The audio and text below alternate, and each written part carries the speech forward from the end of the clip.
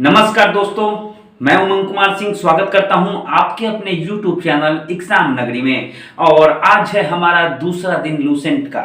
और आपको विश्वास नहीं होगा कि लूसेंट मैंने आज काउंट किया तो मुझे नोट्स बनाने, लिखने में, पढ़ने में, मैं पहले पढ़ता हूं उसके बाद लिखता हूं।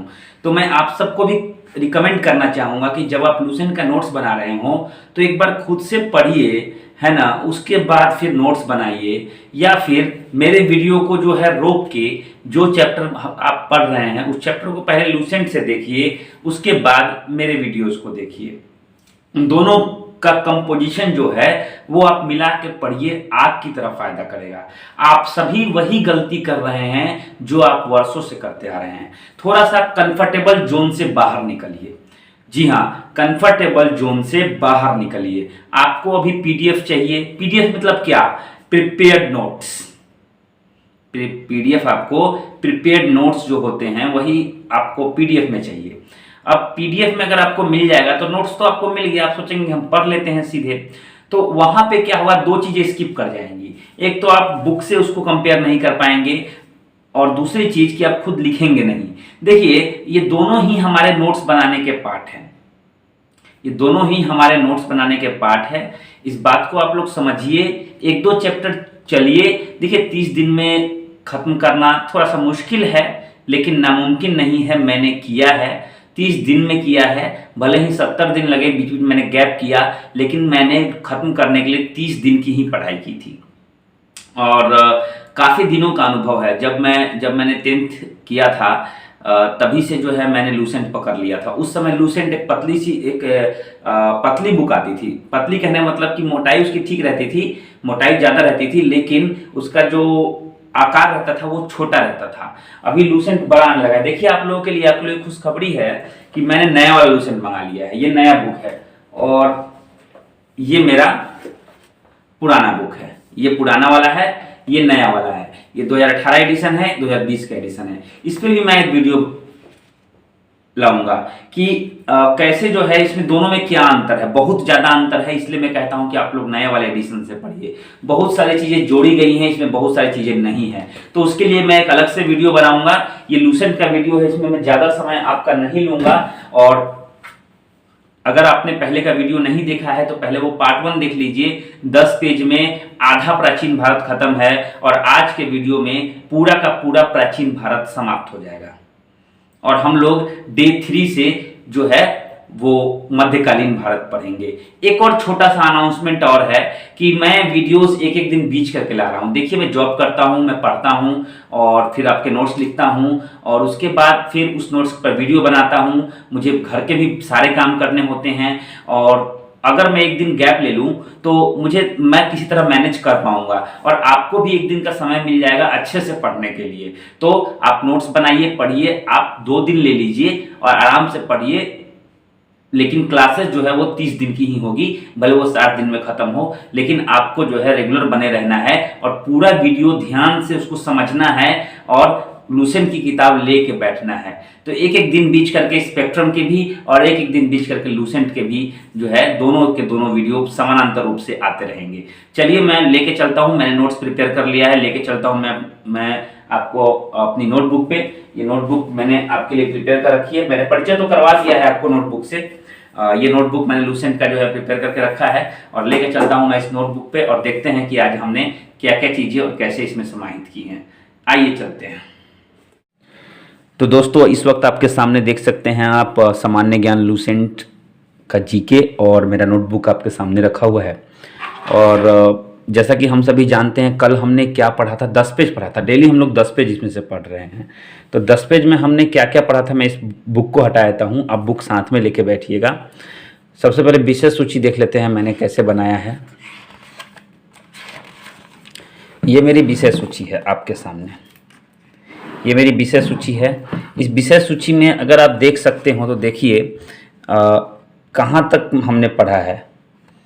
ये इतिहास का प्राचीन भारत हम पढ़ रहे हैं प्राचीन भारत में हमने कहाँ कहाँ जो है कौन कौन सी चीज़ें पढ़ी हैं, इसको रिकैप करना बहुत ही ज़रूरी है। और कितने बेजोड़ जो है कैसे नोट्स हम लोग आराम से बना ले रहे हैं।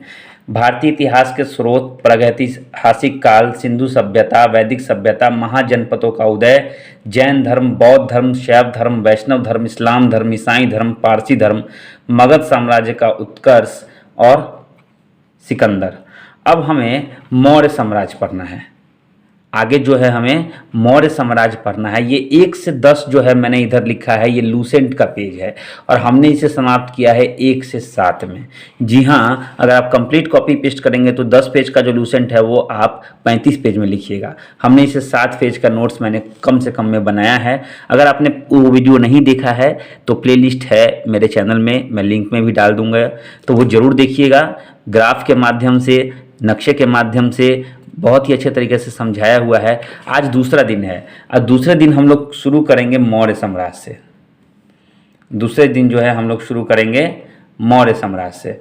देखिए मौर्य साम्राज्य में क्या है कि हमें मौर्य साम्राज्य पढ़ना है, ब्राह्मण साम्राज्य पढ़ना है, भारत के यवन राज्य पढ़ना है, शक पढ़ना है, कुषाण पढ़ना है, गुप्त साम्राज्य पढ़ना है, पुष्य भूति वंश या वर्धन वंश भी बोलते हैं इसको, वो पढ़ना है, दक्षिण भारत के प्रमुख राजवंश पढ़ना है, सीमावर्ती राजवंशों का उदय और राजपूत राजवंशों की उत्पत्ति। ये पूरा का पूरा हमें पढ़ लेना है दूसरे दिन में। लूसेंट पेज नंबर 10 से 20, जबकि नोटबुक में हमने इसको स्थान दिया है 8 से 15। तो आइए लेके चलते हैं पेज नंबर, हालांकि 7 से स्टार्ट है, मैंने 8 लिख दिया है, तो चलिए चलते हैं उस पेज नंबर। देखिए ऐसे आप बना लीजिएगा, इस तरह से आप देख सकते हैं। आप अगर आपने ये देख ही लिया होगा कि किस तरह से मैंने जो है विषय सूची बनाई है और कितनी तेज़ी से हम लोग पढ़ रहे हैं, ताकि हमें 30 दिन में नोट्स के साथ हमारा लूसेंट खत्म हो जाए। तो एक झलक मैं ऐसे ही आपके सामने पलट के दिखाता हूँ कैसे मैंने नोट्स बनाया था। और देखिए मेरे तीसरे दिन के लिए भी जो है, एक सेकेंड आपको दिखा दूँ, तीसरे दिन के लिए भी जो है मैंने यहाँ पे प्रिपेयर कर लिया है। तीसरे दिन के लिए भी जो है मैंने ये टारगेट प्रिपेयर कर लिया है। इतना सब कुछ, ये बहुत कुछ है, बहुत लंबा सफ़र रहेगा हमारा तीसरे दिन के लिए। आज हमारा दूसरा दिन है, तो देखिए आप लोग एक नज़र डाल लीजिए कि कैसे मैंने जो है पहला ख़त्म किया। मैं तेज़ी से पलट दूंगा, आप पहले वीडियो में उसको क्लियर देख सकते हैं। ये देखिए, ये जो है आप देख रहे हैं ना इतना गंदा, ये सब मैंने जब पढ़ाया है तो मार्किंग सब को मुझे रबड़ से मिटाना है। पढ़ाते समय मार्किंग की है समझाते वक्त, ये क्योंकि ये ऋग्वेद है, यजुर्वेद है, सामवेद है, अथर्ववेद है, ऐसे करके जो है मैंने समझाने के क्रम में पेंसिल से मार्किंग की है। तो ये सब पढ़ाई हुई है, इसलिए ऐसा जो है आपको दिख रहा है। ये सब हमने जो है एक दिन में पढ़ा था, पेज नंबर 7 तक सारे के सारे नोट्स जो है कंप्लीट हैं। अब चलते हैं मौर्य साम्राज्य पे। देखिए डे 2 यहीं से शुरू हो जाता है। देखिए मैं आशा यही करूंगा कि आपको यहाँ क्लियर समझ में आ रहा होगा। कैमरा हमारा पहले हिलता था, मैंने कैमरे को फिक्स कर दिया है आप लोगों के चक्कर में, और अगर इसको मुझे फिक्स करना हो तो मैं सब कुछ अपने पास ही रखता हूँ ताकि उसे पेजों को पकड़ सकूँ, पेज जो है इधर उधर नहीं भागे। तो मैंने जो है देखिए क्लिप लगा दिया इसमें, देखिए क्लिप लगा दिया ताकि ये भागे नहीं। अब चलिए शुरू करते हैं, बहुत हो गया बकवास। तो अभी आपके सामने है, हमें पढ़ना है मौर्य साम्राज्य। तो मौर्य साम्राज्य में अब मैंने अपना पेंसिल कहाँ रख दिया, हाँ, तो मौर्य साम्राज्य में हमें सबसे पहले मौर्य साम्राज्य मैंने लिखा है 137 वर्षों का शासन रहा था मौर्य साम्राज्य का। और सबसे पहले जो संस्थापक थे वो चंद्रगुप्त मौर्य थे। चंद्रगुप्त मौर्य मैंने डैश दिया है संस्थापक, और इनके बारे में लिख दिया है जन्म हुआ था 345 ईसा पूर्व और 322 ईस्वी में गद्दी संभाला था। देखिए दोनों में आपको अगर एज पूछे किस एज में चंद्रगुप्त मौर्य ने जो है गद्दी संभाला था, तो 345 और 22 तो लगभग 23 वर्ष की उम्र में उन्होंने जो है अपने राजगद्दी को संभाल लिया था। तो संस्थापक चंद्रगुप्त मौर्य थे मौर्य साम्राज्य के। अब जानते हैं कुछ ऐतिहासिक स्रोतों के बारे में जिससे मौर्य साम्राज्य का पता चलता है। मैंने उनको छांट के और बॉक्स में घेरा है। ये सब दोनों जो है एक ही है। ये बीच में मैंने लाइन खींच दिया था गलती से। जस्टिन एक इतिहासकार है। इन्होंने चंद्रगुप्त मौर्य की पहचान जो है सेंड्रोकोट से की थी। किसने?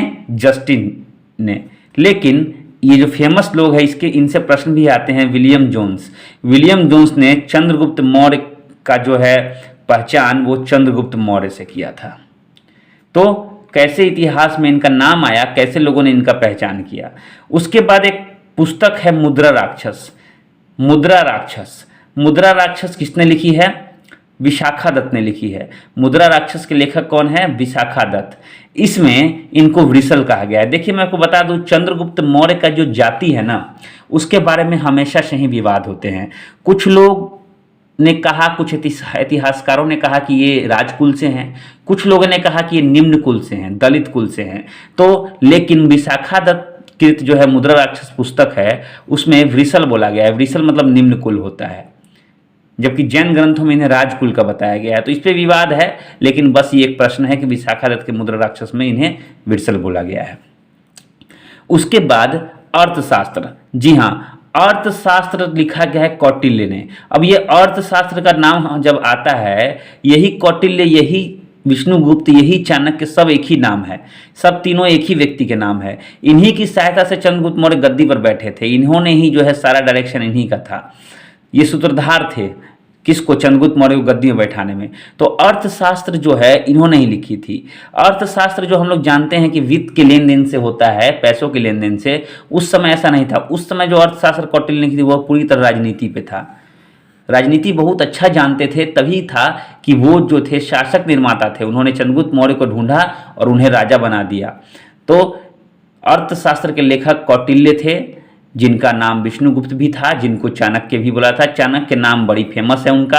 और अर्थशास्त्र में किस चीज़ की रचना की गई है? राजनीति की। हमेशा प्रश्न आते हैं कि अर्थशास्त्र में किस चीज़ का वर्णन है? तो राजनीति का।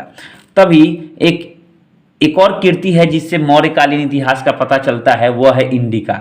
इंडिका किसने लिखा था?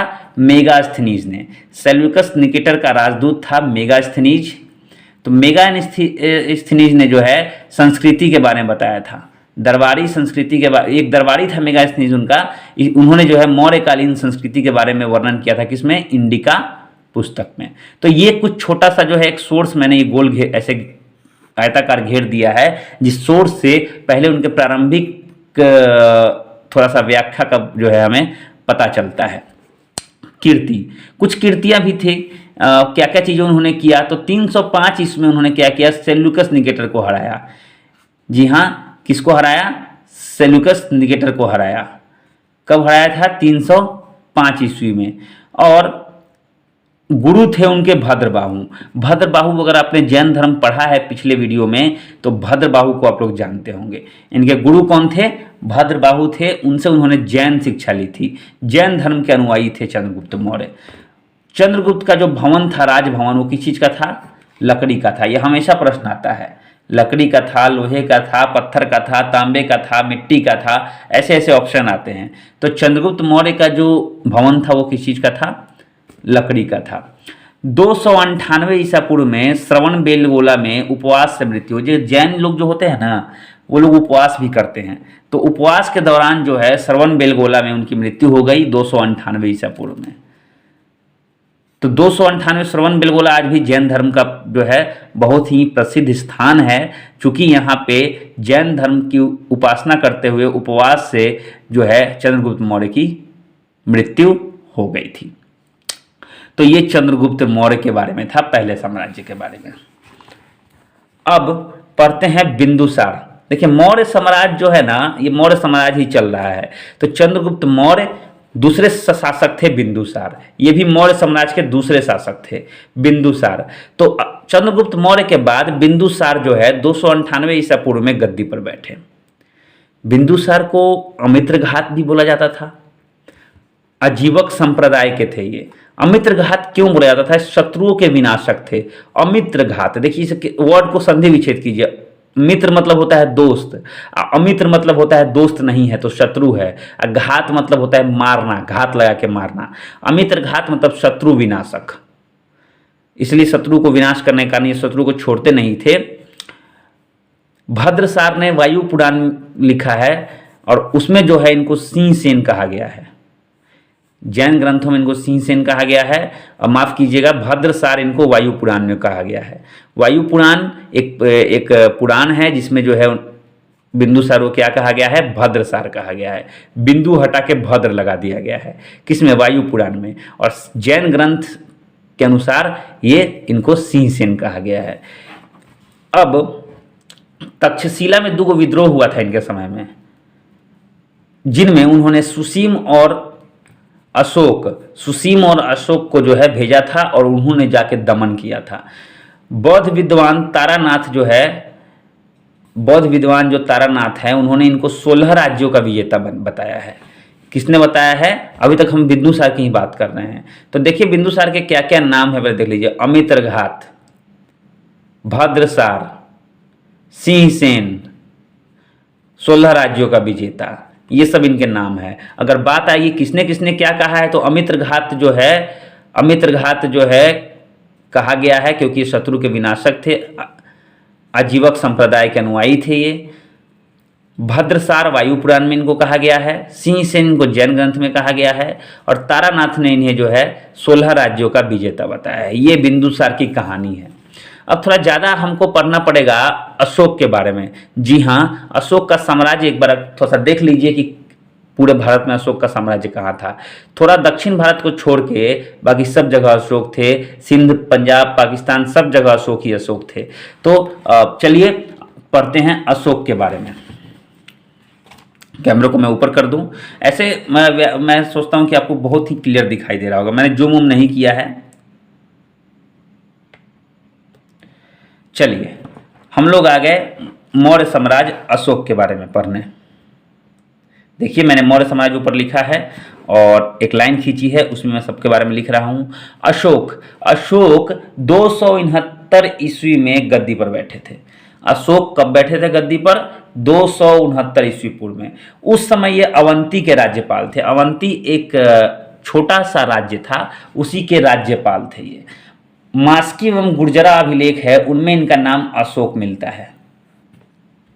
मास्की एवं गुर्जरा, तो मास्की एवं गुर्जरा अभिलेख जो है उनके, ये एक ऐसे शासक थे, पहले शासक, जिन्होंने अभिलेख के माध्यम से अपने इतिहास को जिंदा रखा था। अपना इतिहास ये लोग लिखते थे अभिलेखों पर। ये अभिलेख के माध्यम से जो है जनता को आदेश देते थे। वही अभिलेख बाद में जब मिले तो मौर्य साम्राज्य में अशोक के राजपाट का पूरा कच्चा चिट्ठा सामने आया। तो मास्की एवं गुर्जरा में जो है इनका नाम क्या मिलता है? अशोक मिलता है। पुराणों में इनको अशोक वर्धन कहा गया है। पुराणों में इनको क्या कहा गया है? अशोक वर्धन। ये तो इनके नाम हो गए जिनसे ये फेमस है। कीर्ति देखिए क्या क्या है इनकी कीर्ति। मैंने क्या करता हूँ, जो चीज़ है सबको लिस्टिंग करके अलग अलग करता हूँ, कम से कम शब्दों में आपको ज़्यादा इंफॉर्मेशन देने का प्रयास करता हूँ।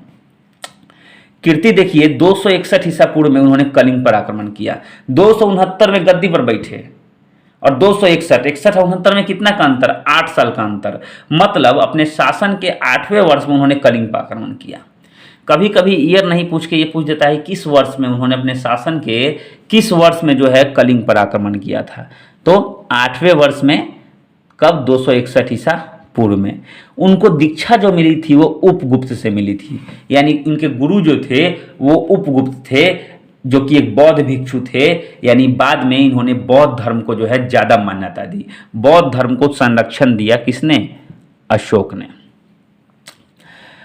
बराबर की गुफाओं का निर्माण जो है किसने करवाया? अशोक ने करवाया। अशोक ने क्या करवाया? बराबर की गुफाओं का निर्माण।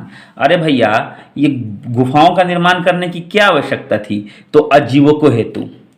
आजीवक संप्रदाय के थे ना, आजीवक संप्रदाय के बिंदुसार थे। उसी संप्रदाय की रक्षा के लिए जो है बराबर की गुफाओं का निर्माण अशोक ने करवाया था। आजीवक संप्रदाय की जो स्थापना है वह मक्खली गोसाल ने की थी। स्थापना किसने की थी? मक्खली गोसाल। उसके बाद उन्होंने क्या किया? अपने पुत्र महेंद्र और पुत्री संघमित्रा, एक संघमित्रा ट्रेन भी चलती है, 2295 2296 उसका नंबर है। वो बेंगलोर से पटना चलती है, दानापुर।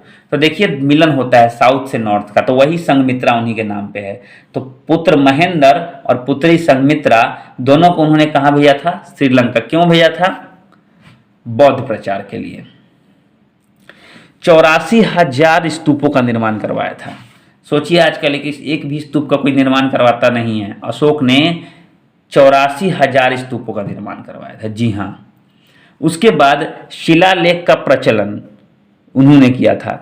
शिलालेख पे भाषा कौन कौन सी थी? तो ब्राह्मी, ग्रीक, खरोष्ठी, अरमाइक, 4 तरह की भाषाओं का उल्लेख था। कौन कौन सा? Brahmi, Greek, Kharosthi, Aramaic. उसके बाद ब्राह्मी जो है, ब से ब्रह्मी होता है, ब्राह्मणी, तो ब से बाई होता है, तो बाई से दाई। वहीं खरोष्ठी तो इसका उल्टा, दाई से बाई। तो इनको पढ़ने में सबसे पहले सफल हुए थे जेम्स प्रिंसेप 1837 में। जी हाँ, जब तक आप किसी का अभिलेख को पढ़ नहीं पाइएगा तो उसके बारे में जानकारी नहीं मिलेगा। तो किसने पढ़ने में सफलता पाई? जेम्स प्रिंसेप ने 1837 में। चलिए अब आपको एक कहानी बताते हैं, शिलालेख की कहानी। आपको 14 शिलालेख याद हो जाएगा। 14 के 14 शिलालेख मैं आपको इस वक्त याद करवाने वाला हूं। ठीक है। खोज जो है, शिलालेख की खोज किसने की थी? पातेद्री पैंथलर 1750 में। जी हाँ, क्या नाम था इनका? पाटेद्री पैंथलर। इन्होंने जो है शिलालेख की खोज की थी कब? 1750 में। अब देखिए एक कहानी मैं आपको कहूंगा, आपको पूरा याद हो जाएगा।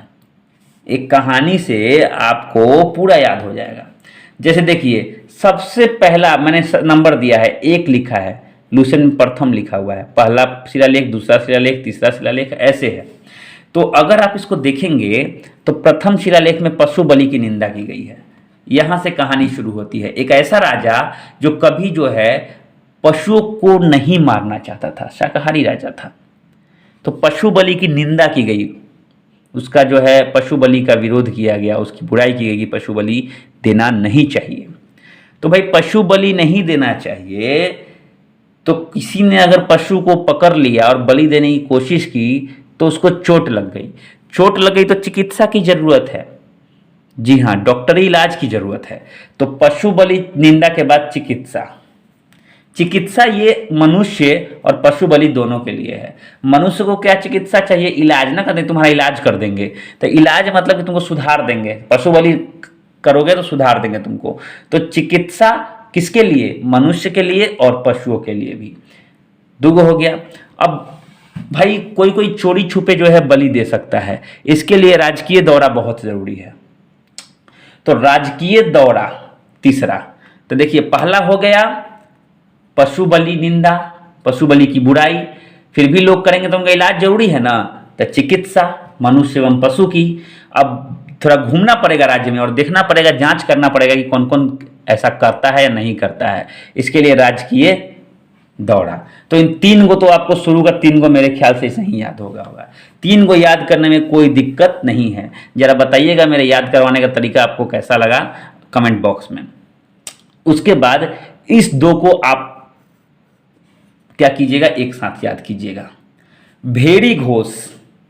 भेड़ी घोष देख लीजिए, यहां पर चौथा शिलालेख में भेड़ी घोष में धम्म महामात्रों की जो है चर्चा की गई है। और 5वां धम यहां है, तो ध से धम और ध से धर्म, धर्म महामात्र। तो भेड़ी घोष में धम की व्याख्या और धर्म, फिर धर्म की व्याख्या होगी तो धर्म भी चाहिए, तो धर्म महामात्र।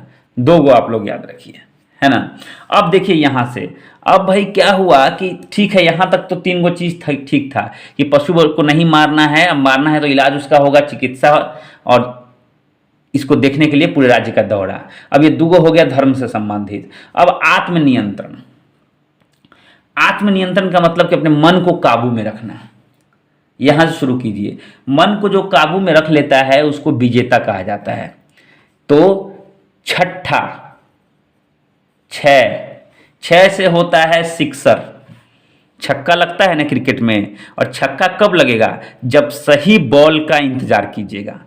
छक्का तभी लगेगा जब सही बॉल का इंतजार की। इसके लिए अपने मन पे जो है काबू रखना बहुत जरूरी है, सही बॉल का इंतजार करना है। तो छठा आत्मनियंत्रण, अपनी आत्मा को नियंत्रण में रखना है। और अगर नियंत्रण में नहीं रखिएगा तो हो जाएगा OUT आउट। अगर नियंत्रण में नहीं रखिएगा तो क्या हो जाएगा, आउट हो जाइएगा, टीम से बाहर हो जाइएगा और अंत में ऑप्शन बच जाएगा तीर्थ यात्रा।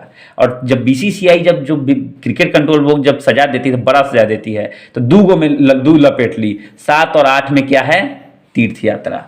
मतलब एक से मन नहीं भी भरे, आराम से पहले तीर्थ यात्रा जाइए, तीर्थ यात्रा में जाइए, क्रिकेट खेलने की जरूरत नहीं है, क्योंकि आपने आत्म नियंत्रण नहीं किया, छठे में छक्का मारने चक्कर में आपने आत्म नियंत्रण नहीं किया, आउट हो गए। अब जाइए तीर्थ यात्रा पर, हो गया।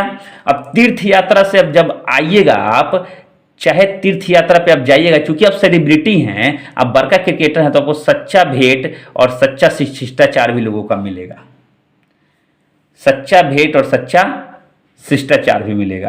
तब इतना कुछ मिला आपको, 3 को आप लोग याद रखिए, इतना कुछ मिला तो आपका दिमाग खुल गया। अब आप क्या करने लगे, अपने घर आए और वहाँ के अगर राजा हैं आप, चाहे अगर आप वहाँ के प्रजा हैं, तो प्रजा के दूसरे लोगों के हित के बारे में सोचने लगे, है ना। तो यहाँ पे आप प्रजा हित सोचिएगा, धर्म की व्याख्या, धर्म याद रखिएगा, धर्म की व्याख्या कीजिएगा, स्त्री को समानता दीजिएगा, धर्म तो वहाँ स्त्री। अब 13वां में जो है कलिंग युद्ध हुआ था, लास्ट में जो है कलिंग युद्ध हुआ, और उसके बाद धार्मिक जीवन प्रेरणा, कलिंग युद्ध से सीख मिला था, ये तो आप जानते होंगे, लास्ट का 2 याद रखिएगा। कलिंग युद्ध से उसको सीख मिला था अशोक को, और उसने यहाँ से हिंसा बंद कर दी थी और धार्मिक जीवन प्रेरणा ले ली थी। तो देखिए कितना आराम से याद हो जाएगा। पहला पशु बलि निंदा, देखिए मैं बिना देखे बोला हूँ, पहला पशु बलि निंदा, पशु बलि नहीं अगर देगा तो उसका इलाज किया जाएगा, चिकित्सा। उसके बाद क्या होगा, कौन कौन दे रहा है नहीं दे रहा है, उसके राजकीय दौरा। उसका 2 धर्म है, भेरी घोष धर्म और धर्म महामात्र। उसके बाद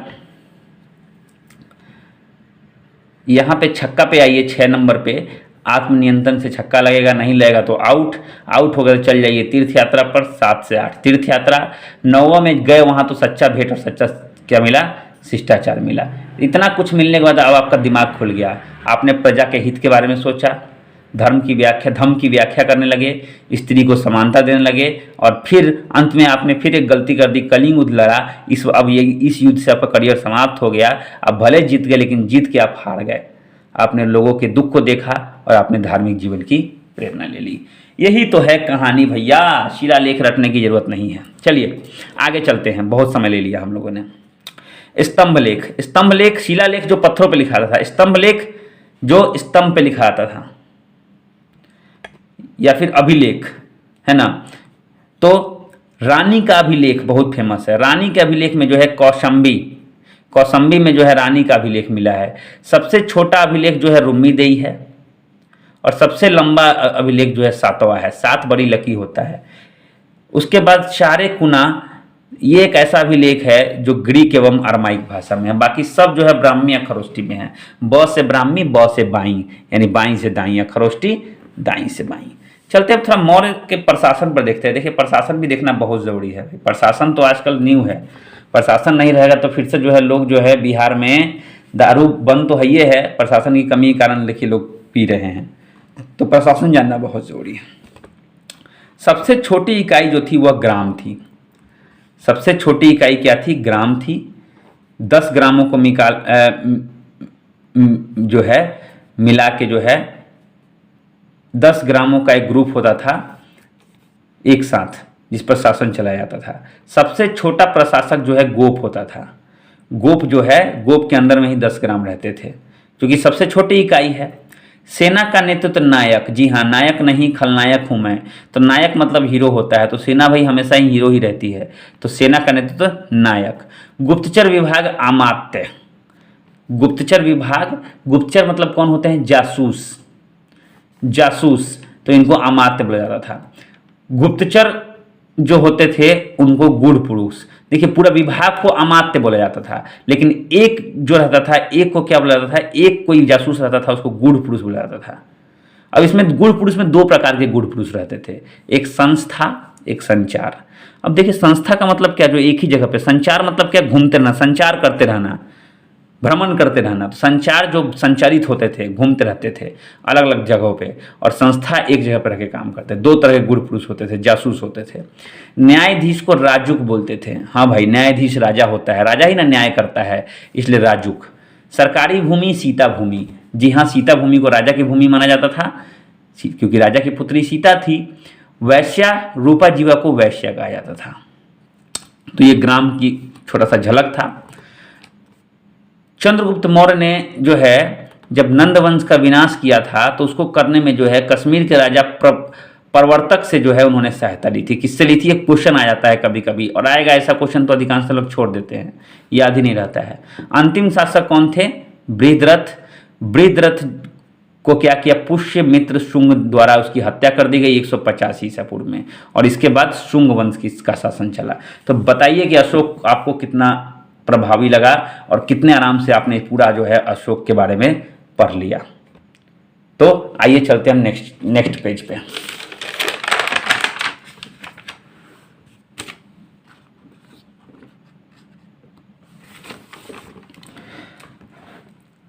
अब है ब्राह्मण साम्राज्य। तो सब ऊपर कर लूँ मैं। ब्राह्मण साम्राज्य। ब्राह्मण साम्राज्य में बहुत सारे शासक हुए। तो पहले तो ब्राह्मण साम्राज्य के संस्थापक जो थे वह थे पुष्यमित्र शुंग, जिसको शुंग वंश भी बोला जाता है। जी हाँ, शुंग वंश भी बोला जाता है। ये सब लोग ब्राह्मण थे। राजधानी इनकी विदिशा थी। पुष्यमित्र शुंग की कीर्तियां, तो पुष्यमित्र शुंग के नाम के नीचे मैंने एक तीर बनाया है और उनकी कीर्तियां लिखा है। यूनानी शासक मिनांडर को उन्होंने हराया था। जी हाँ, विदेशियों को हराने में बहुत मजा आता है। अश्वमेघ यज्ञ करवाया था पतंजलि की सहायता से। पतंजलि योग गुरु थे और उनकी सहायता से उसने अश्वमेघ यज्ञ करवाया। भरहूत स्तूप का निर्माण किया। और इस वंश के शुंग वंश के अंतिम शासक कौन थे? देवभूति थे। वासुदेव द्वारा इसकी हत्या 73 ईसा पूर्व में कर दी गई। तो देखिए कितने शॉर्ट में मैंने इसको आपको बताने का प्रयास किया है। इसको मैं ढक दूं। तो क्या क्या किया है इन्होंने? पहले मिनांडर को हरा दिया, तो हारने के बाद आके बैठ गए और अश्वमेघ यज्ञ करवाया। क्योंकि भाई अश्वमेघ यज्ञ क्यों होता था? शासन विस्तार के लिए, क्षेत्र विस्तार के लिए। उसके बाद जब क्षेत्र विस्तार हो गया तो उसमें क्या किया? भरहूत स्तूप का निर्माण करवा दिया। तो आराम से आपको याद हो गया होगा। अंतिम शासक देवभूति। रिवाइज करते रहेगा एक बार, जैसे मैं बता रहा हूं ना वैसे अगर आपने पढ़ लिया तो आपको ऐसे भी याद हो जाएगा। अब वासुदेव जो आए तो वासुदेव तो हत्या कर दिए। अब वासुदेव ने कनव वंश की स्थापना की। तो कनव वंश के संस्थापक कौन थे? वासुदेव। और इसमें कुछ देखिए, जो लोग कुछ नहीं करते हैं ना इतिहास में उनका नाम भी नहीं होता है। तो ज़्यादा कुछ किया नहीं वासुदेव ने। तो वासुदेव के बाद इस कनव वंश का अंतिम राजा सुशर्मा हुआ। सुशर्मा कहते हैं ना, जिस प्रकार वासुदेव ने हत्या किया था देवभूति का, है ना, शुंग ने हत्या किया था किसका? बृहद्रथ का। तो शुंग आया ब्राह्मण साम्राज्य लेके। अब इसी में ब्राह्मण साम्राज्य आगे बढ़ा तो अब पुष्यमित्र शुंग के जो अंतिम शासक थे शुंग वंश के देवभूति, उसको वासुदेव ने मार दिया और वासुदेव को शिमुक ने मार दिया। शिमुक ने मार के जो है सातवाहन वंश की स्थापना की। किसकी स्थापना की? सातवाहन वंश की। शिमुक ने, स से शिमुक, स से सातवाहन। राजधानी प्रतिष्ठान अभी इस वक्त महाराष्ट्र में है। देखिए इन्होंने क्या क्या किया। ब्राह्मण को दान देने की प्रथा सबसे पहले सातवाहन वंश ने ही चलाई थी। किसने चलाई थी? सातवाहन वंश ने। ये सब चीज याद रखिएगा, बड़ा इंपॉर्टेंट चीज है, याद रखने लायक चीज है। ब्राह्मण को दान देने की प्रथा किसने चलाई थी? सातवाहनों ने। सातवाहन वंश जो था पितृतंत्रात्मक था, पिता का शासन रहता था। उत्तर तथा दक्षिण भारत में सेतु का काम करता। अभी एक मैप आपको दिखा रहा हूं मैं, इस मैप को देखिए और देखिए जरा कैसे, कहाँ पे ये था। उत्तर और दक्षिण, जहाँ से दक्षिण शुरू होता है और जहाँ से उत्तर शुरू होता है, बीचों बीच ये वासु थे। तो बीच में होने का इनको क्या कहा जाता था? उत्तर तथा दक्षिण भारत का सेतु कहा जाता था।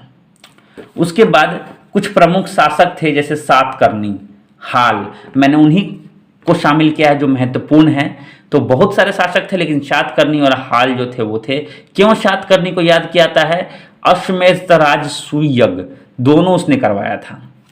हाल जो था एक प्रसिद्ध साहित्यकार था। अब प्रश्न ये बार बार आते हैं, मैंने भी प्रश्न बहुत बार इसे देखा है कि ऐसा कौन सा वंश है जिसने शीशे के सिक्के चलाए थे? शीशा का सिक्का किसी ने नहीं चलाया था, सब चांदी तांबा कांसा तक रह जाते थे। लेकिन सातवाहन वंश एक ऐसा वंश है जिसने शीशा का सिक्का चलाया था। तो ये ब्राह्मण साम्राज्य हो गया। अब यहां पे देखते हैं भारत के यवन राज्य। जी हाँ, भारत के यवन राज्य। तो यवन राज्य कहने का मतलब है कि विदेशियों द्वारा, जी हाँ, जो भारत के मूल रूप से नहीं थे। तो विदेशी आक्रमणकारियों का क्रम देखिए, पहले सबसे पहले विदेशी आक्रमणकारी हिंद यूनानी आए। कौन आए?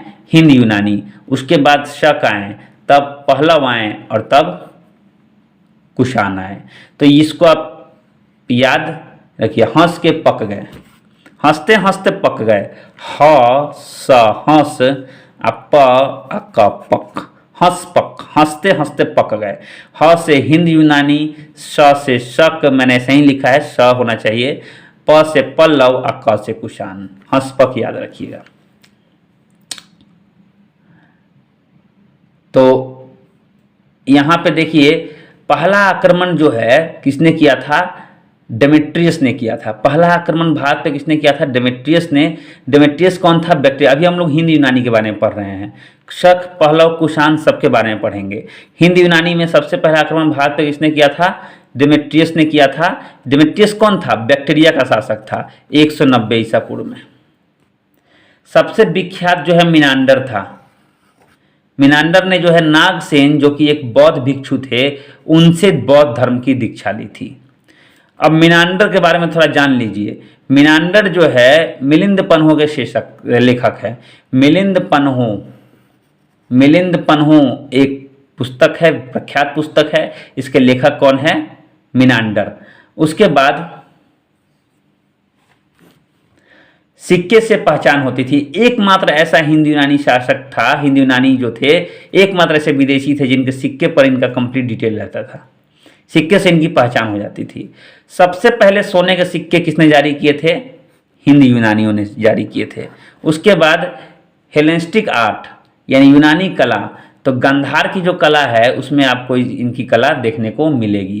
पर्दे का प्रचलन करवाया गया इन्होंने। नाटक आजकल हम लोग देखते हैं ना, नाटक का विकास इन्होंने ही करवाया है। तो ये सब इन लोगों की देन है, किनकी? हिंद यूनानियों की। पर्दे का प्रचलन करवाया, नाटक करवाया, है ना, ये सब चीज़ें करवाई। अब जानते हैं शक के बारे में।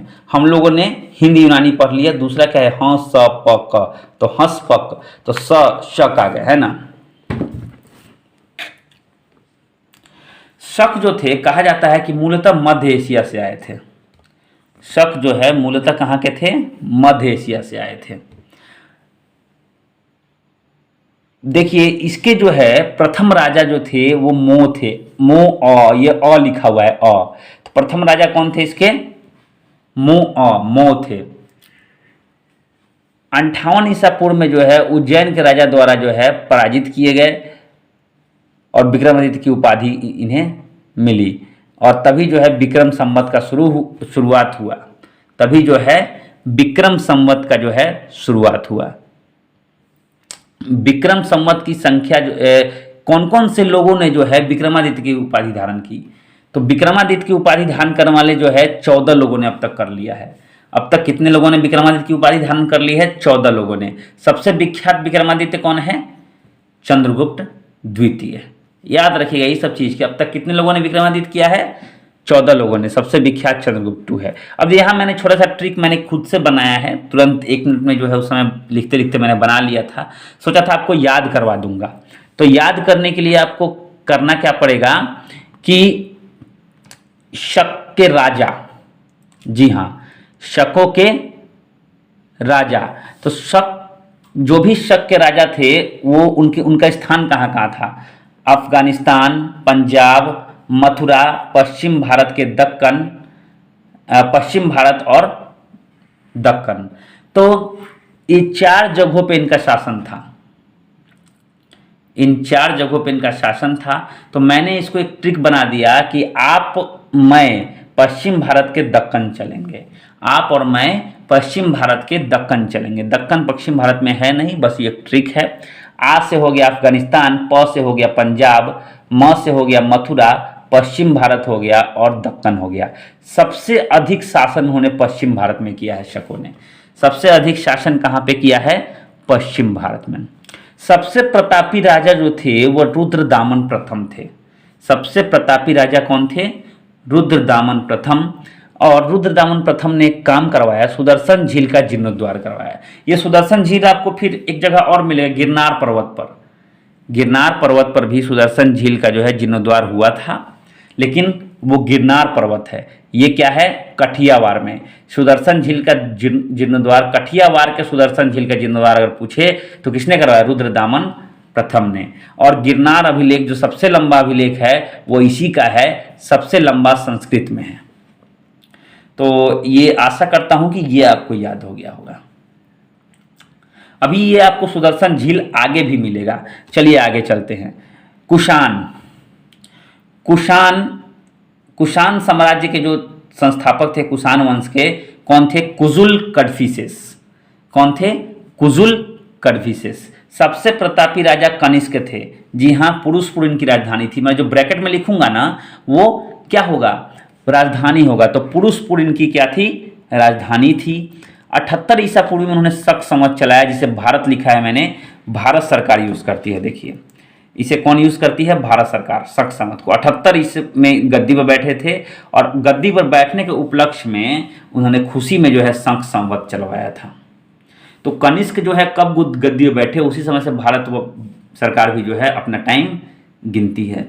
कनिष्क के बारे में आपने एक जगह और पढ़ा, जब बौद्ध धर्म पढ़ रहे होंगे, चतुर्थ बौद्ध संगति जो है, अंतिम बौद्ध संगति कुंडलवन कश्मीर में हुई थी, वो किसके समय में हुई थी, कनिष्क के समय में हुई थी। और अध्यक्षता किसने की थी, वासुमित्र ने की थी।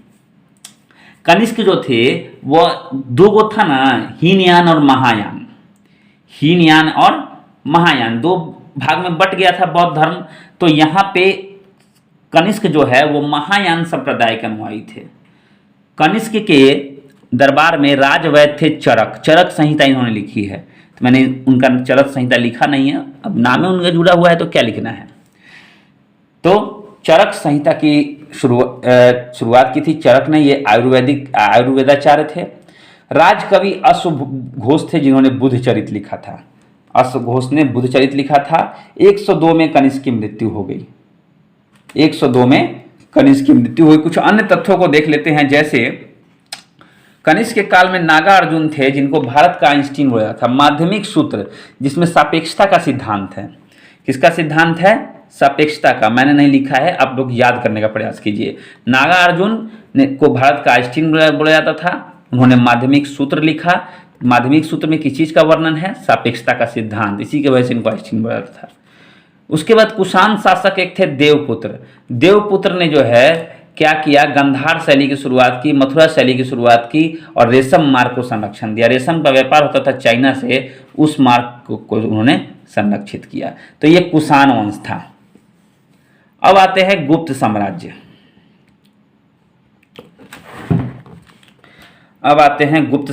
अब आशा करता हूं पहले वाले वीडियो से आपको यह सब क्लियर दिखाई दे रहा होगा। भारतीय इतिहास का स्वर्ण युग बोला जाता है। जी हाँ, गुप्तों को भारतीय इतिहास का स्वर्ण युग बोला जाता है। क्यों, तो सबसे महान जो शासक थे वो चंद्रगुप्त प्रथम थे। 320 में गद्दी पर बैठे हुए थे। थोड़ा सा इसके बारे में जान लेते हैं। गुप्त साम्राज्य के जो संस्थापक थे वह श्रीगुप्त। कोई भी मैं अगर साम्राज्य लिखूंगा तो उसका संस्थापक मैं ऊपर ब्रैकेट में लिखता हूं। कौसंबी से इनका उदय हुआ था, कौसंबी से ये लोग आए थे। संस्थापक श्रीगुप्त थे। सबसे महान जो थे चंद्रगुप्त प्रथम थे। 320 में गद्दी पर बैठे और लिच्छवी की राजकुमारी कुमारी देवी, ये कुमारी देवी नाम था, मैंने केवल देवी लिखा है याद करने के लिए, तो उससे इनका विवाह हुआ। महाधिराज की उपाधि इन्होंने धारण की। विवाह करने की वजह से नहीं, ये बहुत ही प्रतापी राजा थे इसीलिए ऐसा किया। गुप्त संवत की शुरुआत इन्होंने कब की, 319-320 में। तो ये चंद्रगुप्त प्रथम था। उसके बाद समुद्रगुप्त। देखिए समुद्रगुप्त का नाम आपने बहुत सुना होगा, बार बार प्रश्न आते हैं। 395 में गद्दी पर बैठा वो। भारत का नेपोलियन कहा जाता था। नेपोलियन क्यों, तो नेपोलियन जीतता था बड़ा, तो हमेशा जीत दर्ज करते थे ये, इसलिए इनको जो है भारत का क्या कहा गया था, नेपोलियन कहा गया था। उसके बाद दरबारी कवि हरिसेन इन्हीं के दरबार में बैठते थे। इलाहाबाद प्रशस्ति के लेखक थे ये। इलाहाबाद प्रशस्ति के लेखक कौन थे, हरिसेन। और ये किसके दरबारी कवि थे, समुद्रगुप्त के। अश्वमेघ कर्ता की उपाधि दी गई थी, ये अश्वमेघ यज्ञ इन्होंने करवाया था। विक्रमांक, कविराज, संगीत प्रेमी, सब इन्हीं का नाम था। लेकिन दुख की बात यह है कि इन्होंने अपने राज्य में संगीत को आश्रय नहीं दिया, लेकिन इनके सिक्कों पर वीणा बजाते हुए इन्हीं की का चित्र है अंकित। इस चीज को याद रखिएगा, कई बार प्रश्न में टकराए हैं। उसके बाद आते हैं चंद्रगुप्त द्वितीय। चंद्रगुप्त द्वितीय का नाम आपने सुना होगा, 380 में ये गद्दी पे बैठे थे। माफ कीजिएगा, मैंने 395 पढ़ दिया था, 335 में गद्दी पे बैठे थे समुद्रगुप्त, और ये 380 में जो है गद्दी पर बैठे। सबसे प्रसिद्ध कवि कालिदास जो थे इन्हीं के दरबार में रहते थे। सबसे प्रसिद्ध कवि कालिदास इन्हीं के दरबार में रहते थे। फाहियान ने चंद्रगुप्त द्वितीय के समय में ही यात्रा की थी। शकों पर विजय इन्होंने प्राप्त किया, और शकों के पर विजय के उपलक्ष्य में इन्होंने चांदी के सिक्के भी चलाए थे। पहली बार नहीं चलाए थे, इसलिए मैंने वर्णन नहीं किया है। धन्वंतरी जो कि आयुर्वेदाचार्य थे, वाराहा मिहिर ये भी आयुर्वेदाचार्य थे। ये सब लोग इसी के दरबार में बैठते थे, तो ये आप लोग याद रखिएगा। उसके बाद एक अभिज्ञान शकुंतलम है, ये कालिदास ने लिखा है। अभिज्ञान शकुंतलम एकमात्र ऐसा ग्रंथ है जो कि यूरोपीय भाषा में सबसे पहले अनुवाद हुआ। इसके बाद भागवत गीता का अनुवाद हुआ था। तो सबसे पहले अभिज्ञान शकुंतलम जो है, इनके लेखक कालिदास थे, और इस रचना का जो है अनुवाद यूरोपीय भाषा में सबसे पहले हुआ था। तो ये याद रखिएगा, वेरी वेरी इंपॉर्टेंट है। अब आते हैं कुमारगुप्त। कुमारगुप्त, इनको गोविंद गुप्त भी बोलते थे। 415 से 454 तक रहे थे। इन्होंने सबसे इंपॉर्टेंट एक ही काम किया, वह किया नालंदा विश्वविद्यालय की स्थापना की। अब भले बख्तियार खिलजी ने उसको जला दिया हो, लेकिन स्थापना तो कर दिए ना भाई, अपना काम कर दिए थे। उसके बाद स्कंदगुप्त ने क्या किया, सुदर्शन झील, देखिए आ गया ना, यहाँ भी ऊपर में भी सुदर्शन झील का जीर्णोद्वार था। देखिए ऊपर लेके चलता हूँ, यहाँ भी सुदर्शन, और ऊपर है भाई, अच्छा यहाँ भी सुदर्शन झील का जीर्णोद्वार, लेकिन कहाँ था, कठियावाड़ में। और किसने किया था, तो रुद्रदामन प्रथम ने। रुद्रदामन प्रथम शक के थे। और यहाँ पे गुप्त साम्राज्य में भी सुदर्शन झील का जीर्णोद्वार हुआ था। गिरनार पर्वत पे स्थित था ये झील। हुनों का आक्रमण स्कंदगुप्त के समय ही हुआ था। हुनों को हराया भी था स्कंदगुप्त ने। तो प्रश्न हमेशा आते रहते हैं कि एकमात्र गुप्त शासक जिसके समय में हुनों का आक्रमण हुआ था, स्कंदगुप्त। अंतिम शासक कौन थे, विष्णुगुप्त थे। थोड़ा सा प्रशासन के बारे में जानेंगे, गुप्त साम्राज्य के प्रशासन के बारे में। तो पुलिस अधिकारी को दंडापाशिक, अधिकारी किसको बोलते हैं भाई, ऑफिसर को, तो ऑफिसर ही ने दंड देता है, तो पुलिस अधिकारी दंडापाशिक। स्वर्ण मुद्राएं दिनार कहे थे। दिनार तो आप लोग आज भी जानते हो कि दिनार में लोग पैसे चीजें खरीदते हैं। उसके बाद कायस्थ का वर्णन है। कायस्थों का वर्णन जो है वह आप देख सकते हैं, याज्ञवल्क्य स्मृति। जी हाँ, स्मृति एक तरह का लेख रहता था, उसमें इसका वर्णन है, लेकिन जाति के रूप में इसका वर्णन ओशनम स्मृति में है। तो देखिए कितने आराम से हम लोग इसको पढ़ते जा रहे हैं, और नोट्स भी बनते चले जा रहे हैं। आप लोग नोट्स भी बनाते जाइए। मेहनत एक बार करनी है, मजे पूरी जिंदगी लेना है। तो मेहनत आपको एक बार कर लेना है अच्छे से, उसका फिर एंजॉय करते रहिए, कोई दिक्कत नहीं। आइए आगे चलते हैं। गुप्त साम्राज्य के महत्वपूर्ण तथ्य क्या था भैया, इसका महत्वपूर्ण तथ्य तो जरा देखिएगा, ध्यान दीजिएगा। महत्वपूर्ण तथ्य ये था कि विंध्य जंगल में शबर जाति के लोग रहते थे इनके समय में, और वो लोग क्या करते थे, मनुष्य का मांस खाते भी थे और देवताओं को चढ़ाते भी थे। सती प्रमाण जो है वह भानुगुप्त के एरन अभिलेख से मिली है। भानुगुप्त के एरन अभिलेख से 510 ईस्वी में जो है सती प्रथा का प्रमाण मिला है, सती होने का प्रमाण मिला है। तो ये गुप्त साम्राज्य में ही हुआ था। उसके बाद वैश्या गणिका को जो है वैश्या बोला जाता था, वैश्या को गणिका बोला जाता था। लेकिन जो बूढ़ी वैश्या रहती थी उसको कुटन्नी बोला जाता था, कुटन्नी। तो बूढ़ी वैश्या को क्या बोला जाता था, कुटन्नी, और वैश्या को गणिका। उसके बाद गुप्तकालीन अजंता गुफा 16 और 17, अजंता एलोरा गुफा का नाम आपने सुना होगा।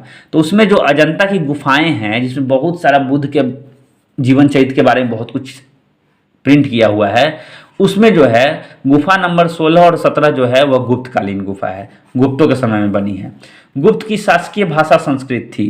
शासन जो ये लोग करते थे तो कौन सी भाषा में ये लोग पूरा यूज, ऑफिशियल लैंग्वेज इनका कौन सा था, संस्कृत था। उसके बाद चांदी सिक्के जो थे वो रुपया का बोले जाते थे, रुपया, चांदी के सिक्के जो है रुपया का बोले जाते थे। गुप्त समाज में ही मंदिर बनाने की कला का जन्म हुआ। मंदिर जो लोग बनाते हैं आज तरह तरह की, गुप्त कला में ही शुरुआत हुई थी। सबसे महत्वपूर्ण व्यापारिक केंद्र उज्जैन था। भू राजस्व 1/4 तथा 1/6 हुआ करता था। जंगली भूमि को अपरहत बोला जाता था और सील जो थी वो जोतने योग्य नहीं थी। तो इन तीनों का नाम जो है आप ध्यान में रखिएगा। देखिए कितने आसानी से हम लोग, ऐसे ही आप लोग अगर कैटेगरी वाइज करके पढ़िएगा तो आपको दोबारा रिवाइज करने में भी आसानी रहेगा। कितने आराम से हो गया। आगे देखिए, आगे है पुष्यभूति वंश या वर्धन वंश। इसके संस्थापक कौन थे? पुष्यभूति थे और राजधानी इन्होंने बनाई थी थानेश्वर में। पुष्यभूति वंश इन्हीं के नाम से है, राजधानी थानेश्वर। इनके एक शासक थे जिनका नाम था शशांक। मैं शशांक नाम से मुझे बड़ी दुश्मनी हो गई जिस दिन मैंने इस बारे में पढ़ा। शशांक शैव धर्म को मानता था और इनका मानना था कि जब तक बुद्ध मतलब बौद्ध है, ये लोग बौद्ध धर्म के लोग जो हैं हमारे धर्म को कमजोर कर देंगे। इसलिए इसने क्या किया, उसके प्रभाव को कम करने के लिए बोधि वृक्ष को कटवा दिया था। क्या नाम था इस शासक का? शशांक। शशांक की जो है हर्षवर्धन द्वारा हत्या कर दी गई। अब हर्षवर्धन का शासन आया। हर्षवर्धन बहुत ही महान शासक था। इसी के समय में चीनी यात्री ह्वेनसांग आया था। इसी के समय में चीनी यात्री ह्वेनसांग आया था, जिसको नीति का पंडित, यात्रियों का राजकुमार, शाक्य मुनि, इन सब चीज़ों से इसको संबोधित किया जाता था। तो सुना भी होगा आपने। एकमात्र शासक जो था पुष्यभूति वंश का, हर्षवर्धन, इसने क्या किया था, अपने दूत चीन भेजे थे। उसके बाद कश्मीर के शासक के पास बुद्ध जो थे, महात्मा बुद्ध, उनकी दांतों के अवशेष थे, उससे बलपूर्वक इसने छीन लिया था। महायान शासक शाखा को इसने राजाश्रय दिया था, उसको मानता था हीनयान और महायान था। दरबारी कवि बाण भट्ट थे जिन्होंने हर्ष चरित्र और कादम्बरी की रचना की थी, जिसमें हर्ष के पूरे साम्राज्य के बारे में वर्णन था।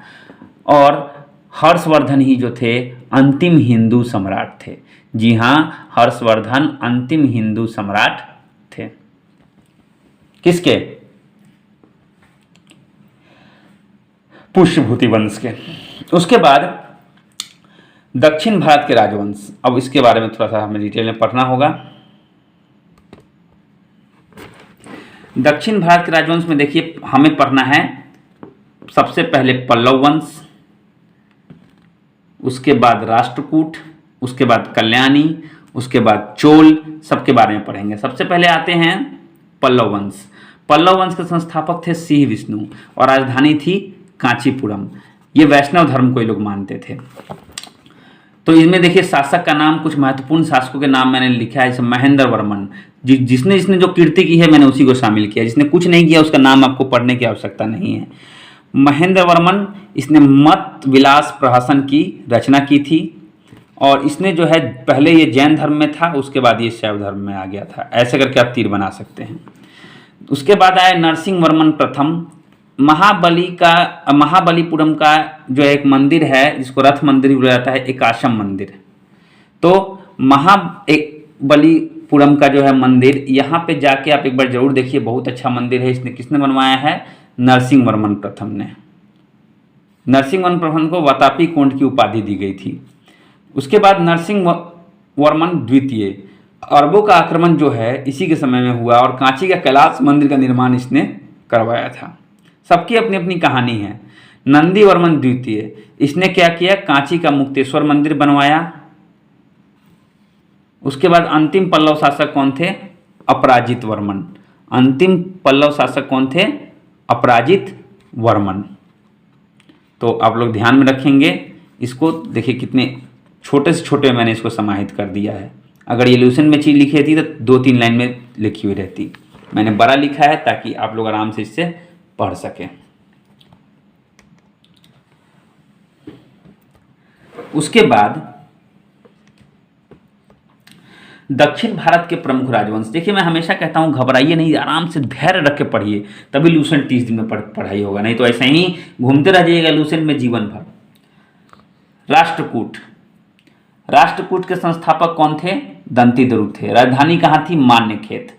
एलोरा एवं एलिफेंटाई गुफा का निर्माण इन्होंने ही करवाया है। राष्ट्रकूटों ने ही एलोरा एवं एलिफेंटा की गुफा का निर्माण करवाया है? ये हमेशा प्रश्न आते रहते हैं। सर्वप्रथम एलोरा एवं एलिफेंटा गुफा का उल्लेख किसने किया था? तो फ्रांसीसी एक यात्री था जिसका नाम था थेविनेट, 17वीं शताब्दी में। तो आसान था। उसके बाद आया कल्याणी। कल्याणी में 3 तरह, उसके बाद आया चालुक्य। चालुक्य में 3 तरह के वंश थे। एक था कल्याणी का चालुक्य, थोड़ा सा नीचे कर देता हूं कैमरा को। एक था कल्याणी का चालुक्य, एक था वातापी का चालुक्य और एक था बेंगी का चालुक्य। ये तीनों जगह का नाम है। कल्याणी के चालुक्य वंश के संस्थापक थे तैलप्टू, जबकि वातापी के थे जय सिंह। सबकी राजधानी ब्रैकेट में लिखी हुई है। और यहाँ पे मैंने लिख दिया है बेंगी के चालुक्य वंश के थे विष्णुवर्धन। ब से बेंगी, इसमें हटा दीजिए, इसका पेट जो कटा हुआ है तो विष्णुवर्धन, वह याद हो जाएगा। लेकिन यहाँ पे कैसे होगा? वातापी और जय सिंह, ये भी तो वह से है। तो देखिए आप इसको याद कर लीजिए। कल्याणी का चालुक्य वंश संस्थापक कौन थे? तैलप्टू। तो तैलप्टू यानी 2 से शुरुआतें होती है। तो कल्याणी के चालुक्य वंश तैलप्टू, उसका जय सिंह, उसका विष्णुवर्धन। अब इनके शासक के बारे में जानिए।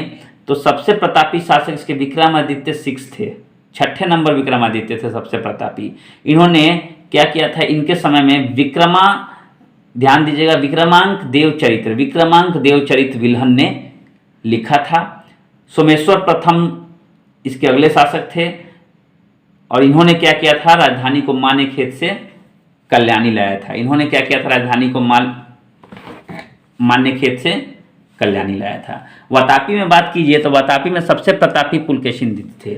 इसमें सबसे प्रतापी कौन थे? विक्रमादित्य 6। इसमें सबसे प्रतापी कौन थे? पुलकेशिन द्वितीय। हर्षवर्धन को इन्होंने हरा दिया था। हर्षवर्धन के तो बारे में जानते होंगे, कितना ज़्यादा प्रतापी राजा है, उसको भी इसने क्या किया था? हरा दिया था पुलकेशिन द्वितीय ने। उसके बाद नंदी वर्मन द्वारा ये खुद पराजित हो गया और मारा गया। एहोल अभिलेख जो है इसी के समय में लिखा गया है। जी हाँ, वातापी के चालुक्य वंश के समय एहोल अभिलेख का वर्णन है। अंतिम राजा कीर्तिवन प्रथम थे। एहोल मंदिरों का शहर कहा जाता है। एहोल को क्या कहता है? मंदिरों का शहर, क्योंकि वहाँ बहुत सारे मंदिर हैं। बेंगी के चालुक्य में कुछ खास नहीं हुआ। संस्थापक इसके विष्णुवर्धन थे। सबसे प्रतापी राजा विक्रमादित्य तृतीय थे। तो ये मैंने एक ब्रैकेट में जो है लिख दिया। काफ़ी लंबा लिखा हुआ था लूसेंट पे, मैंने इसको छोटा कर दिया है। अब आते हैं थोड़ा सा चोल पे। चोल के बारे में आप लोग बहुत कुछ जानते होंगे। बहुत ही फेमस ये राजवंश है। संस्थापक विजयालय थे। चोल साम्राज्य के संस्थापक कौन थे? विजयालय। राजधानी कहाँ है? तंजावुर। और इन्हें नर केसरी की उपाधि दी गई थी। नरों में महान इन्हें बताया गया था। प्रमुख शासन कौन थे? राजराज प्रथम। राजराज प्रथम ने क्या क्या किया था? श्रीलंका पर आक्रमण किया था। ये शैव धर्म को मानते थे। राजराजेश्वर मंदिर का निर्माण तंजौर में करवाया। देखिए मैंने एरो बनाया है, क्या क्या काम इन्होंने किया है। सर्वाधिक विस्तार किया साम्राज्य का। उसके बाद गंगैकोंड चोल की उपाधि धारण की बंगाल के शासक को पराजित करने के बाद। तो ये राजराज प्रथम के बारे में है। उसका अंतिम शासक इसके कौन थे? राजेंद्र तृतीय। एक घटना हुई थी उस समय, बड़ी इंपॉर्टेंट घटना है, बड़ा ही इंटरेस्टिंग फैक्ट है कि उस समय अकाल पड़ा हुआ था। चोल साम्राज्य में जो है उस समय अकाल पड़ा हुआ था। अकाल के समय एक विक्रम चोल नाम का शासक था चोल साम्राज्य का। ये मंदिर का निर्माण करवाया था। किसके मंदिर का? गोविंद राज, मतलब विष्णु भगवान के मंदिर का निर्माण करवाया था। और उस मंदिर के निर्माण में सबसे जबरदस्ती धन वसूल रहा था।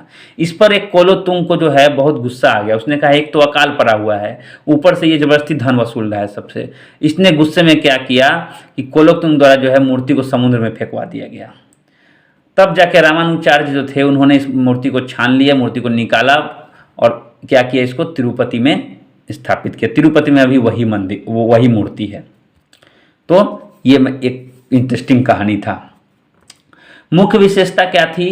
तो चोल साम्राज्य की मुख्य विशेषता स्थानीय स्वशासन। कभी कभी प्रश्न आ जाते हैं कि स्थानीय प्रशासन जो है, स्थानीय स्वशासन किस साम्राज्य की जो है विशेषता थी? या चोल साम्राज्य की मुख्य विशेषता क्या थी? तो स्थानीय स्वशासन।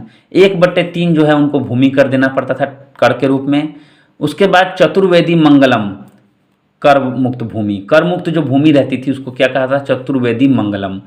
लेकिन ब्राह्मणों को जो भूमि दी जाती थी वह दान में दी जाती थी। तो दान में देने वाले जो भूमि थी वह ब्रह्मोदय बोला जाता था, उसको क्या बोला था, ब्रह्मोदय। तो ब्राह्मण को दोनों चीजें ब्राह्मणों को दिया जाता था, लेकिन ब्राह्मण को एक कर मुक्त भूमि दिया गया तो उसको चतुर्वेदी मंगलम बोला गया। वही ब्राह्मण को दान में दे दिया गया भूमि फ्री में, तो ब्रह्मदेव बोला गया। सबसे संगठित अंग जो था इसका चोल समाज का, पैदल सेना। पैदल सेना इसकी बहुत ही टाइट थी, बहुत ही प्रबल थी। तो देखिए कितने आसानी से हमने नोट्स के साथ इसको पढ़ लिया। एक बार पढ़िएगा, दूसरी बार रिवाइज में आपको कंप्लीटली याद हो जाएगा, इसकी गारंटी मैं लेता हूं।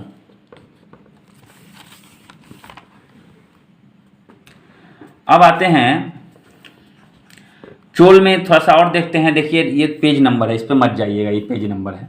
नटराज प्रतिमा। नटराज प्रतिमा जो है वो चोल कालीन ही है, देख सकते हैं।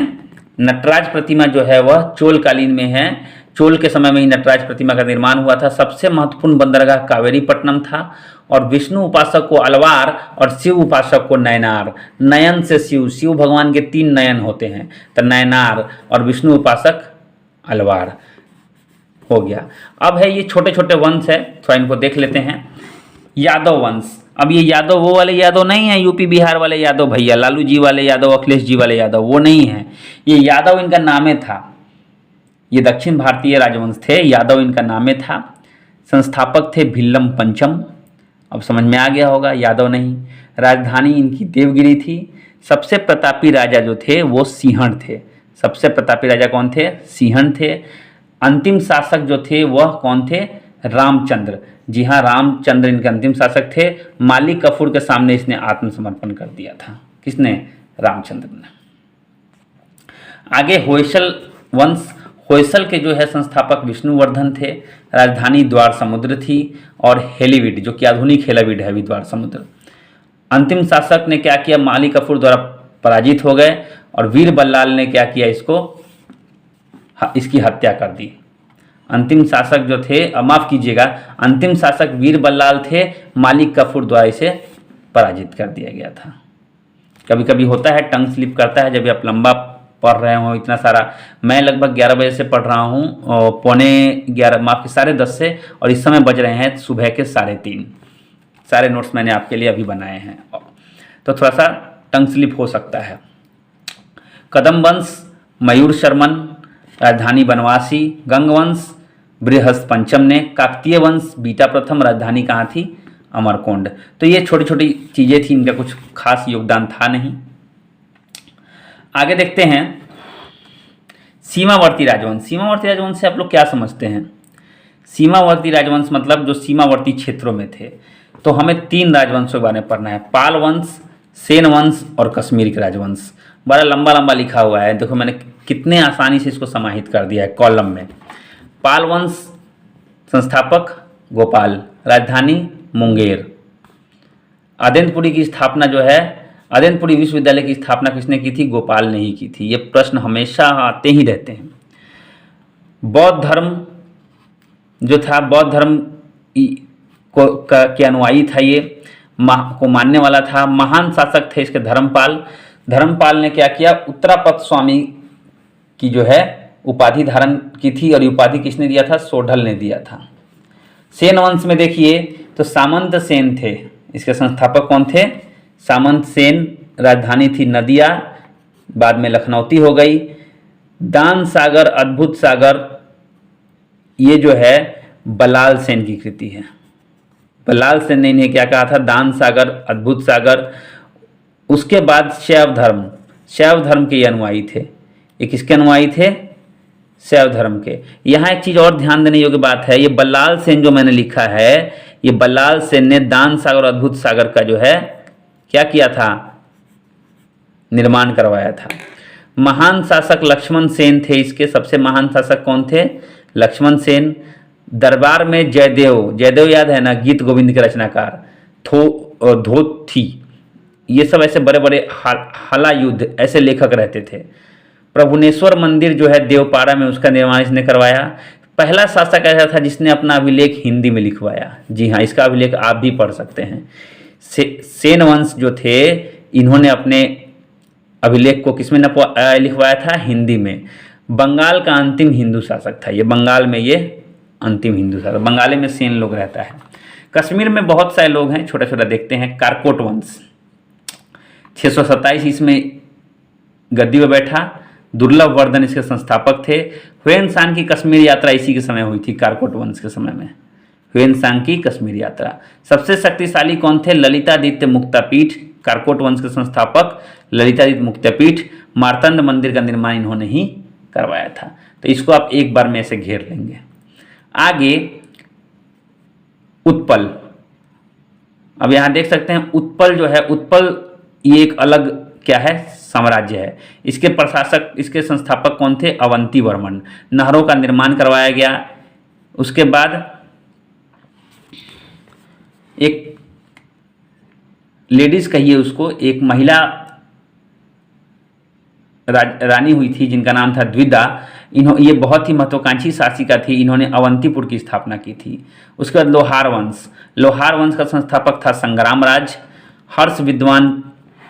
हर्ष जो था विद्वान था, कवि था, बहुभाषी था। और कलहन जो है वह आश्रित कवि था। किसका? लोहार वंश में संग्राम राज के समय में जो है आश्रित कवि था। राज तरंगिणी की रचना कलहन ने ही की है। अंतिम शासक से कौन था? जय सिंह था। तो कश्मीर का राजवंश हमने देख लिया। अब चलते हैं थोड़ा राजपूत राजवंश देखते हैं। ये शायद सेकेंड लास्ट होगा। राजपूत राजवंश देखिए, मैंने यहाँ पे कैसे पर लिखा है। राजपूत राजवंशों के बारे में मतलब डिटेल में मैंने यहाँ पे लिख दिया है। गुर्जर प्रतिहार वंश, गढ़वाल वंश, चौहान वंश, परमार वंश, चंदेल वंश, सोलंकी वंश, कलचुरी चेदी वंश, सिसोदिया वंश। सारा मैंने एक जगह लिखा है ताकि मेरे दिमाग में रहे। सारा एक जगह लिखने का पर्याय यही है कि मेरे जो है दिमाग में रहना चाहिए। जी हाँ, मेरे दिमाग में रहना चाहिए। तो हम लोग एक एक करके बॉक्स वाइज बॉक्स पढ़ते हैं। देखिए सबके लिए मैंने अलग से बॉक्स बनाया हुआ है। गुर्जर प्रतिहार वंश, सबसे पहले देखते हैं गुर्जर प्रतिहार वंश। पहला संस्थापक नागभट्ट प्रथम। सबसे शक्तिशाली मिहिर भोज। राजधानी कन्नौज। अंतिम राजा यशपाल और अनंगपाल एक राजा थे जिन्होंने दिल्ली नगर की स्थापना की थी। टाउन का जो छोटा सा टाउन था उसकी स्थापना किसने की थी? अनंगपाल ने। ये गुर्जर प्रतिहार वंश के शासक थे। इतना ही गुर्जर प्रतिहार में हमको पढ़ना है लूसेंट में। दूसरा है गढ़वाल या राठौर वंश। तो गढ़वाल या राठौर वंश संस्थापक कौन थे? चंद्रदेव थे। संस्थापक कौन थे? चंद्रदेव थे। राजधानी कहाँ थी? वाराणसी, काशी। उसके बाद सबसे शक्तिशाली कौन थे? गोविंद चंद्र। सबसे शक्तिशाली कौन थे? गोविंद चंद्र। गोविंद चंद्र की एक रानी थी जिनका नाम था कुमार देवी। कुमार देवी ने क्या किया था? सारनाथ में धर्म चक्र विहार बनवाया था। देखिए इसलिए मैंने एरो बना दिया है। सबसे शक्तिशाली गोविंद चंद्र थे। इनकी पत्नी थी रानी जिनका नाम था कुमारी देवी। इन्होंने सारनाथ का धर्म चक्र विहार बनवाया था। इनके मंत्री थे एक लक्ष्मीधर। लक्ष्मीधर ने कृत्य कल्प तरु ग्रंथ का निर्माण किया। बहुत बड़ा ग्रंथ है, इसका निर्माण लक्ष्मीधर ने किया। गढ़वाल वंश में संस्थापक के ये मंत्री थे।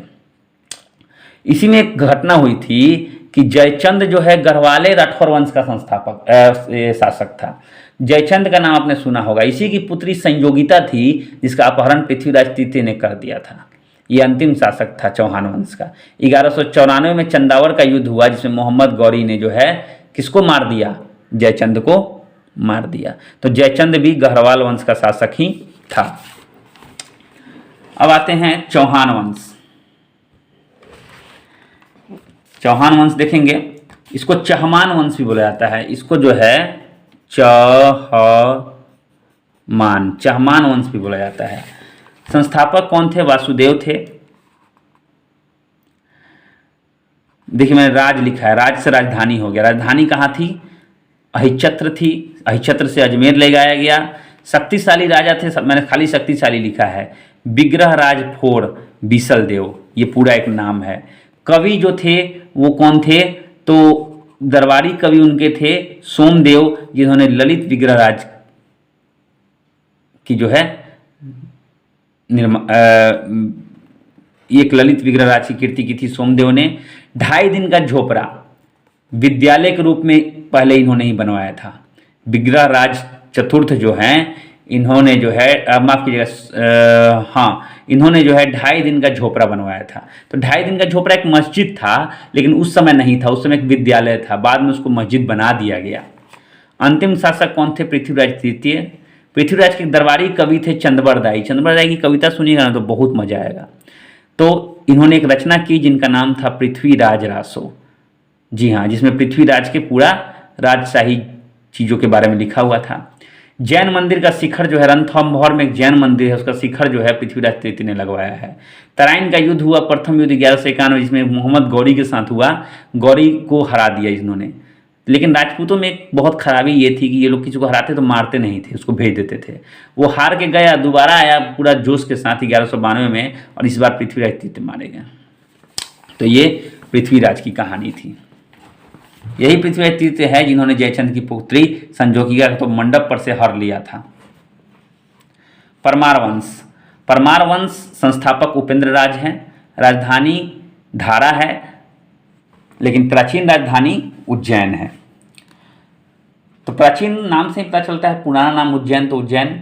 शक्तिशाली जो है राजा भोज, सुना होगा आपने, कहाँ राजा भोज कहाँ गंगू तेली, है ना। तो राजा भोज सबसे शक्तिशाली थे। उसके बाद भोपाल के दक्षिण में इन्होंने क्या किया? भोजपुर झील का निर्माण करवाया। भोपाल के दक्षिण में इन्होंने भोजपुर झील का निर्माण करवाया। किसने? राजा भोज ने। राजे भोज का भी हम लोग पूरा पढ़ेंगे। वही थे, इसमें थे बहुत सारे, लेकिन ये जो थे राजा थे, महान राजा। चिकित्सा, गणित, व्याकरण ग्रंथ सबकी रचना इन्होंने की। इन्हें कविराज की उपाधि दी गई थी। धारा नगरी जो है इनका जो था, विद्या तथा विद्वानों का शहर बन गया था। चित्तौड़ में त्रिभुवन नारायण मंदिर का निर्माण किसने करवाया है? राजा भोज ने ही करवाया है। और भोजपुर नगर की स्थापना राजा भोज ने ही की है। संस्कृत विद्यालय बनवाए, सरस्वती मंदिर बनाए। कुल मिला के इनका क्या पता चलता है कि विद्या के प्रति ये बहुत ही सीरियस थे। आगे देखते हैं चंदेल वंश। चंदेल वंश के संस्थापक कौन थे? नन्नुक थे। नन्नुक। इनकी राजधानी थी खजुराहो।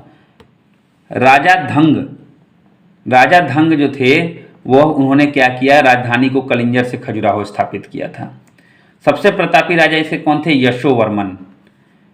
जिननाथ, विश्वनाथ, वैद्यनाथ मंदिर, तीनों मंदिर का निर्माण जो है किसने करवाया था? यशोवर्मन ने करवाया था। कंदरिया महादेव का मंदिर का निर्माण 999 में इसने करवाया था। लेकिन अंत में गंगा जमुना संगम पर जो है तपस्या करते हुए इसने अपने शरीर का त्याग दे दिया था। विद्याधर जो था, विद्याधर एक ऐसा शासक था चंदेल वंश का जिसने गजनवी का प्रतिरोध सफलतापूर्वक किया था, रोक के रखा था उसको। तो चंदेल वंश में याद रखिए कुछ और तथ्य भी हैं, जैसे आल्हा उदल। आल्हा उदल चंदेल वंश में एक परमादित्य देव थे, उनके सभा में आल्हा उदल रहते थे। 2 सेनापति थे। अब ये दोनों सेनापति जो है पृथ्वीराज तृतीय से युद्ध करते करते मारे गए थे। परमादित्य देव ने क्या किया? ऐबक की अधीनता स्वीकार कर ली। तो ऐबक की अधीनता जो है, कुतुबुद्दीन ऐबक की अधीनता इसने स्वीकार कर ली। इसके मंत्री को पसंद नहीं आया। मंत्री का नाम था अजय देव। अजय देव ने इसको मार दिया, इसकी हत्या कर दी। तो ये था चंदेल वंश का इतिहास। अब है सोलंकी वंश। सोलंकी वंश जो थे ये गुजरात के चालुक्य थे। गुजरात में ज़्यादातर इनका ये था। संस्थापक मूलराज प्रथम, राजधानी अनिलवाड़। शैव धर्म के अनुयायी थे मूलराज प्रथम। किसके अनुयायी थे? मूलराज प्रथम शैव धर्म के, जो कि संस्थापक भी थे सोलंकी वंश के। गजनबी का सोमनाथ मंदिर पर जो आक्रमण हुआ था वो भीम प्रथम के काल में हुआ था। ये हमेशा प्रश्न आता है कि गजनबी का जो है सोमनाथ मंदिर पर आक्रमण हुआ था ये किसके काल में हुआ था? भीम प्रथम। भीम प्रथम कौन से वंश का शासक था? तो सोलंकी वंश का। दिलवारा का जैन मंदिर जो है आबू पर्वत पर, इसके सामंत विमल ने बनवाया था। भीम वंश का एक सामंत था विमल, इसने जो है आबू पर्वत पर दिलवारा का जैन मंदिर बनवाया। सबसे शक्तिशाली जो थे इसमें जय सिंह सिद्धराज थे। मोढेरा का सूर्य मंदिर इन्होंने बनवाया। कुमारपाल एक जैन अनुयायी था। अंतिम शासक भीम द्वितीय थे। तो भीम 1 का जो देखने को मिलता है कहानी, अंतिम में भीम 2 आए। भीम 2 ने जो है क्या किया? भीम 2 के सामंत जो थे जिनका नाम था लवन प्रसाद, लवन प्रसाद ने बघेल वंश की स्थापना की। लवन प्रसाद ने किसकी स्थापना की? बघेल वंश का। देखिएगा ध्यान से, समझने लायक एक चीज़ है। बघेल वंश के एक राजा थे कर्ण 2। कर्ण टू जो थे गुजरात के अंतिम हिंदू शासक थे। कर्ण टू कौन थे? गुजरात के अंतिम हिंदू शासक थे। तो देखिए कैसे मिलाया हुआ है एक दूसरे से, एक बार देखिएगा, पढ़िएगा, अच्छे से याद हो जाएगा।